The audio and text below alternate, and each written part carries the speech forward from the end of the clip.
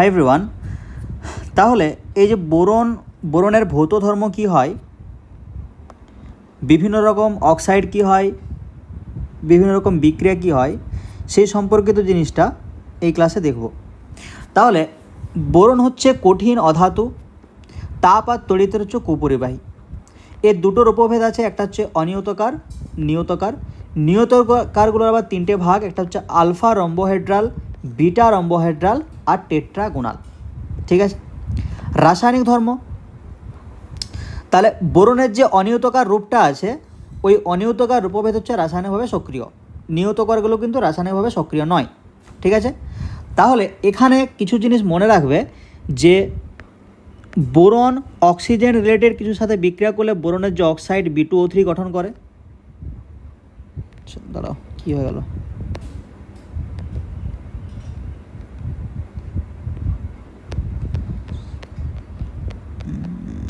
এক সেকেন্ড, মুছে গেল সব। ঠিক আছে। তাহলে কী বললাম, যে বোরন যদি অক্সিজেন রিলেটেড কারোর সাথে বিক্রিয়া করে তাহলে বোরনের যে অক্সাইড B2O3 গঠন করবে। ঠিক আছে। বোরন বা বোরনের কোনো যৌগ যদি জলের সাথে বা অ্যাসিডের সাথে বিক্রিয়া করে সেই ক্ষেত্রে বোরিক অ্যাসিড উৎপন্ন করবে H3BO3। বোরন বা তার কোনো যৌগ যদি ক্ষারের সাথে বিক্রিয়া করে, বেসের সাথে বিক্রিয়া করে, সেই ক্ষেত্রে মেটাবোরেট উৎপন্ন হয়। ঠিক আছে, করা আছে। তাহলে মেটাবোরেট মানে একটা ওই যে ধাতু থাকে তার সাথে BO3 থাকে, এটা হচ্ছে মেটাবোরেট। ঠিক আছে। যদি সেটা একযোজী হয়, যদি দ্বিযোজী হয় তাহলে আলাদা হবে, ত্রিযোজী হলে আলাদা হবে। হলো? আচ্ছা, তাহলে কি বললাম যে অনিয়তকার যে রূপভেদটা সেটা হচ্ছে রাসায়নিকভাবে সক্রিয় হয়। ঠিক আছে। তাহলে দেখো বোরন অক্সিজেনের সাথে বিক্রিয়া করছে। আগে বলেছিলাম যে অক্সাইড রিলেটেড যদি জিজ্ঞেস করা হয় তাহলে বোরনের সাথে অক্সিজেন বা অক্সিজেন রিলেটেড কিছু বিক্রিয়া করলে অক্সাইড উৎপন্ন হবে। ঠিক আছে। দেখো silica SiO2 carbon dioxide oxygen related যৌগ বিক্রিয়া করলেই অক্সাইড উৎপন্ন হবে B2O3। নাইট্রোজেন বিক্রিয়া করছে তাহলে boron 3+ nitrogen 3- boron nitrite. Boron nitrite দেখো বোরন রিলেটেড যৌগ, জল দিয়ে দিয়েছো মানে বোরিক অ্যাসিড H3BO3। বললাম না, বোরন বা বোরন রিলেটেড যৌগ যখন জল বা অ্যাসিড দিয়ে দেবে বোরিক অ্যাসিড উৎপন্ন হবে, আর ক্ষার দিয়ে দিলেই মেটাবোরেট উৎপন্ন হবে। ঠিক আছে। এরপরে sulphuric acid, boric acid, nitric acid, boric acid যখন Cl2 সাথে বিক্রিয়া করবে এর যোজ্যতা +3। কটা Cl-কে নেবে? Cl- হিসাবে থাকে, 3টেকে নেবে, তার জন্য BCl3। F2 এর সাথে বিক্রিয়া করাও BF3, কারণ এটা +3, ফ্লোরিন -1, 3টে F-কে নেবে। জলের সাথে বিক্রিয়া করাচ্ছে BCl2, কী উৎপন্ন হবে? Boric acid. ম্যাগনেসিয়ামের সাথে বিক্রিয়া করাচ্ছে তাহলে ম্যাগনেসিয়াম 2+, বোরন -3 হয়ে যাবে, তাহলে এটা +6, বোরন হয়ে যাবে -6, ওভারঅল 0। ক্যালসিয়ামের সাথে বিক্রিয়া করাচ্ছে তাহলে ক্যালসিয়াম 2+, বোরন -3, তাহলে 2+ আর 3 হলে +6, 2 - 3 হলে -6, ওভারঅল 0। ক্ষারের সাথে বিক্রিয়া আগে বলেছিলাম মেটাবোরেট উৎপন্ন হয়, তাহলে যখন তুমি সোডিয়াম হাইড্রোক্সাইডের সাথে বিক্রিয়া করাবে সোডিয়াম মেটাবোরেট, পটাশিয়াম হাইড্রোক্সাইডের সাথে বিক্রিয়া করাবে পটাশিয়াম মেটাবোরেট। ঠিক আছে। আর ধাতুর সাথে বিক্রিয়াগুলো আগেই লেখানো আছে, পরে হেডিংটা দেওয়া আছে দেখো। আচ্ছা, কার্বনের সাথে এটা হচ্ছে তোমার বোরন কার্বাইড। বোরন কার্বাইড আগে যেমন ছিল ক্যালসিয়াম কার্বাইড, সোডিয়াম কার্বাইড, সেরকম বোরন কার্বাইড। ঠিক আছে। B4C, এই স্ট্রাকচারটা কমপ্লিকেটেড, তার জন্য দেখা হয় না, শুধুমাত্র মনে রাখবে B4C। আচ্ছা, বোরনের অক্সাইড যখন কার্বনের সাথে বিক্রিয়া করাবে তাহলে অক্সিজেন আর কার্বন মিলে কার্বন মনোক্সাইড তৈরি করবে, আর ওই B4C বোরন কার্বাইড। এরপরে বোরনের কিছু ইম্পর্ট্যান্ট কম্পাউন্ড বা যৌগ। তাহলে ফার্স্ট কম্পাউন্ড যেটা আছে, আগেই বলেছিলাম বোরাক্সটা খুবই ইম্পর্ট্যান্ট যৌগ এই চ্যাপ্টারের ক্ষেত্রে। তো তার সংকেত হচ্ছে Na2B4O7 10H2O। Na2B4O7 10H2O, এটা হচ্ছে বোরাক্স বা সোহাগা। ঠিক আছে। তাহলে নেচার থেকে বা প্রকৃতি থেকে যে বোরাক্সটা পাওয়া যায় সেটাকে টিঙ্কেল বলা হয়। তাহলে MCQ জিজ্ঞেস করতে পারে যে প্রাকৃতিক বোরাক্সকে কী বলা হয়? টিঙ্কেল। ঠিক আছে।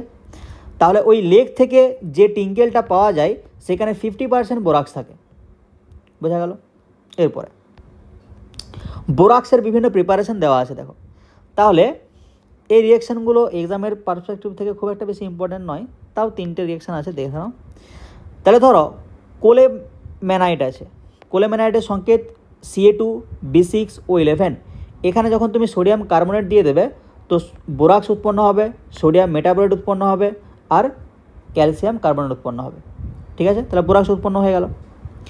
এরপরে সোডিয়াম মেটাবোরেট যেটা এখানে তৈরি হয়েছিল, এই সোডিয়াম মেটাবোরেট যদি ফার্দার কার্বন ডাইঅক্সাইডের সাথে বিক্রিয়া করে তো সেটাও বোরাক্স উৎপন্ন করে, তার সাথে সোডিয়াম কার্বনেট উৎপন্ন করে। ঠিক আছে, নেক্সট রিয়াকশান, বোরিক অ্যাসিডে তুমি যদি সোডিয়াম কার্বনেট দিয়ে দাও, বোরাক্স উৎপন্ন হবে, কার্বন ডাইঅক্সাইড উৎপন্ন হবে, জল উৎপন্ন হবে। CO3 মানে কার্বন ডাইঅক্সাইড উৎপন্ন হবে। ঠিক আছে, আচ্ছা, এরপরে এই যে বোরাক্সটা ছিল, এর সাধারণ ধর্ম বা ভৌত ধর্ম কী কী আছে? সাদা কেলাসাকার কঠিন পদার্থ হয়। যদি 62 ডিগ্রি সেন্টিগ্রেড উষ্ণতায় উত্তপ্ত করো তো ওখান থেকে 5 অণু জল বেরিয়ে যায়। তাহলে এমনিতে 10 অণু থাকে, Na2B4O7.10H2। তো যদি টেম্পারেচার তুমি 62 ডিগ্রি সেন্টিগ্রেডের উপরে রাখো তাহলে ওখান থেকে 5 অণু জল বেরিয়ে যাবে। কি পড়ে থাকবে? Na2B4O7.5H2O। এটাকেই স্বর্ণকারের সোহাগা বলা হয়। ঠিক আছে, Na2B4O7.5H2O। রাসায়নিক ধর্ম, তাহলে জলের সাথে বিক্রিয়া করাচ্ছ, গরম জল, বোরিক অ্যাসিড। বোরনের কম্পাউন্ড জলের সাথে বিক্রিয়া করলে বোরিক অ্যাসিড উৎপন্ন হবে, তার সাথে সোডিয়াম হাইড্রোক্সাইড। আচ্ছা, Na2B4O7 অ্যাসিডের উপস্থিতিতে বিক্রিয়া করাচ্ছ, বোরিক অ্যাসিড। এরপরে তাপের প্রভাবে তুমি যদি ওই বোরিক অ্যাসিডটাকে উত্তপ্ত করো তাহলে কি হয়? এই খইয়ের মতো ফুলে ওঠে, যেরকম ধান থেকে খই হয় সেরকম খইয়ের মতো ফুলে ওঠে। আবার যদি তুমি উষ্ণতা বাড়াও তাহলে ওটা স্বচ্ছ গুটিতে পরিণত হয়, ট্রান্সপারেন্ট গুটিতে পরিণত হয়। ঠিক আছে, উদাহরণটা দেওয়া আছে দেখো। তাহলে Na2B4O7 10H2O ছিল, হিট করলে ছিল, এটা প্লাস হবে, জলটা বেরিয়ে যাবে না। তাহলে এখান থেকে তোমার Na2B4O7 উৎপন্ন হলো, তার সাথে জলটা বেরিয়ে গেল। তো এই Na2B4O7 আবার যখন তুমি হিট করে দিলে তখন ওখান থেকে সোডিয়াম বোরেট BO2 আর B2O3